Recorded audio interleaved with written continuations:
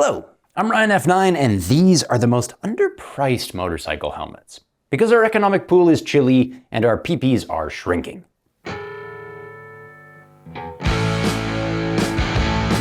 Consider the HJC C10. This lid was made to be $100.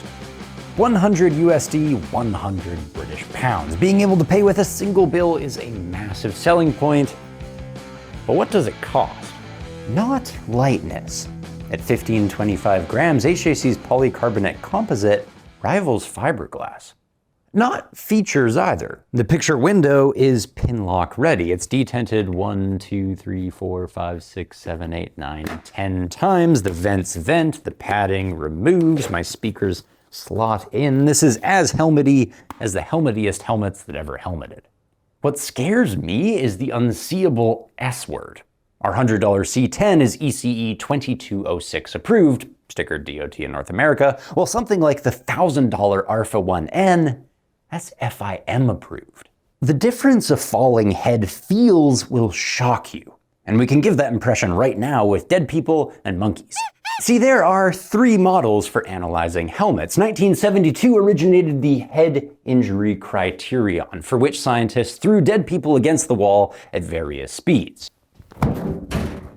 Consider donating your body to research today. The resulting formula allows helmet testers to measure a dummy head's acceleration over time and get a Hicks score. The head injury criterion models the likelihood of death. Of course, you can check if a cadaver's skull is fractured, but you can't ask it whether it has a headache. So in 2013, scientists gave a bunch of monkeys concussions. Savage, I know. But it resulted in the critical angular velocity numbers, and using this formula, helmet testers can measure a dummy head's rotation to get a BRIC score. The brain injury criterion models the likelihood of concussions. Of course, dead people are not live people, and monkeys are not people at all. So, today we look at real living people with really well-documented crashes to create a numerical model with extremely high but finite elements. A supercomputer then matches the simulation with the actual medical diagnosis to generate an SFC. It sounds fancy, but the skull fracture criterion is basically just a modernized Hick. It's a Hick hop thing. So here's the straight dope.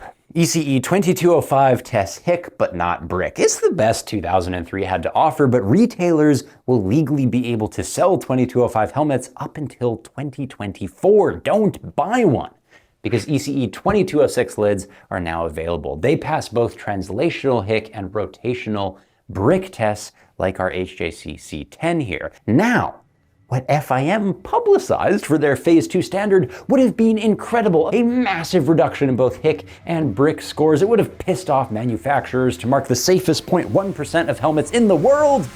But FIM let me down. See, Phase 2 actually delivers this. Identical brick limits, a 0.4 kilorad per second square reduction in peak rotational acceleration, which is the engineering equivalent of dick all, and a switch from Hick to SFC, which is kind of like using jazz hands to distract from the fact that FIM is basically identical to ECE 2206. So the shocking difference your falling head feels is nothing. No difference at all. In Europe and most of the world where this is ECE 2206 approved, I would just as happily crash in the $100 C10 as in the $1,000 FIM homologation.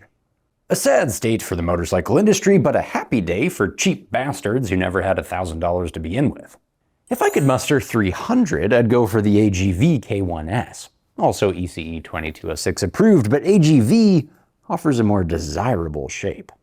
It looks weird and wrong on the table because AGV, more than anyone, molds for MotoGP.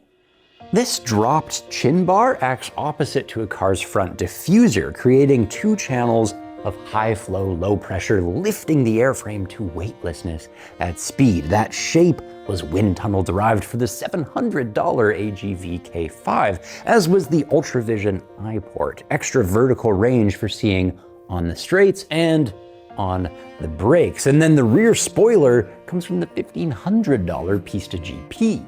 It's unreasonably well molded for a $300 shape.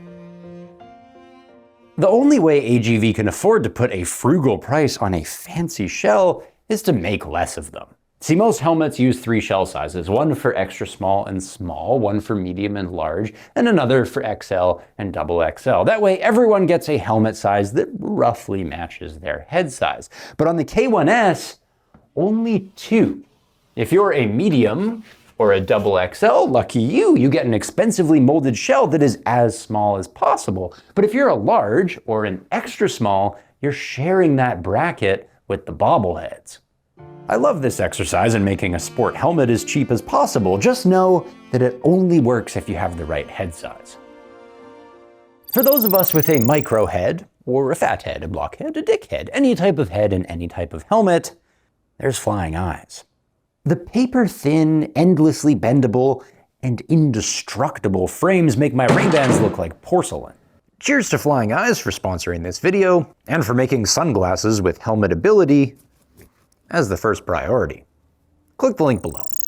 Now let's put a bell end on this video with Scorpion's EXO AT960, the worst sequel since my second wife. At 1,860 grams, it's heavier than a marmot, and yes, heavier than its predecessor. Yet the peak is somehow flimsier, so flimsy that it now shakes in the breeze.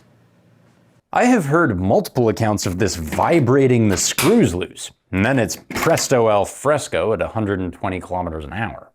Scorpion also added a port for their proprietary communicator and moved the sunshade mechanism beside it to cock-block anyone hoping to mount their Cardo. It's a shitty rendition, but the original song still sounds good. An ADV helmet, a touring helmet, and an open helmet. All the tricks of a Schuberth E2 for half the price. So let's show some appreciation for the 960, if only because it put the old 950 on sale. Scorpion is scrambling to get these beauties sold for $300, so the public quickly forgets how much better they were than this $400 upgrade. Act fast and you can snag a steal. Even in Europe, where this is the ADX2, there are still some ADX1s sitting on shelves. My only reservation is that the previous version was certified to ECE 2205, and we know that's passé. But having gutted both helmets, I think the protection layers are identical. The few extra grams are just due to the new chin bar lock mechanism, since ECE 2206 demands to test modular helmets in the open position. So, HJC's C10 is as cheap as it gets and as safe as they come. With AGV's K1S, $300 buys a shell worth $700. But AGV saved on only manufacturing 2 shell sizes, so make sure your head is on the upper end of one of those brackets. And Scorpion's EXO AT960 is depressing, but its feeble existence helps us save $100 on its predecessor. Thank you very much.